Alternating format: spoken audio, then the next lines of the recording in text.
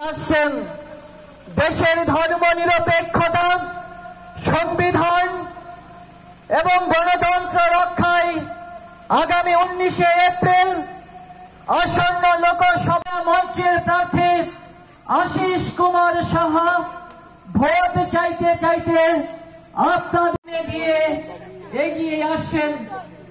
শ্রদ্ধেয় নির্বাচক মণ্ডলী আসছেন আগামী 19শে এপ্রিল দেশের লোকসভার নির্বাচনে ইন্ডিয়া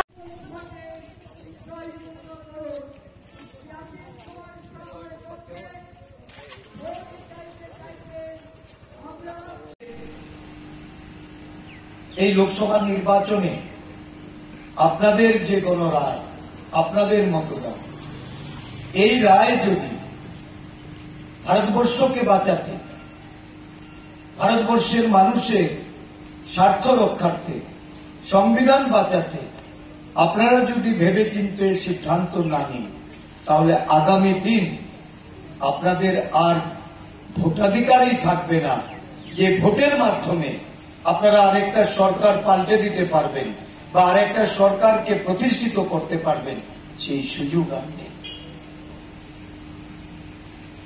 এই দেশের মানুষ গত 10 বছরে কি পেয়েছে? আজকে দিনের কথা বলে 100 দিনের মধ্যে মানুষের দ্রব্যমূল্যের দাম নিয়ন্ত্রণ করে এই দেশের মানুষের জন্য তারা আজকে দিন নিয়ে আসবে। তারা বলেছিল বেরোজগারি ভারতবর্ষে তৎকালীন সময়ে বৃদ্ধি পেয়েছে, বছরে 2 কোটি বেকারদের চাকরি দেবে, কর্মসংস্থানের ব্যবস্থা করবে।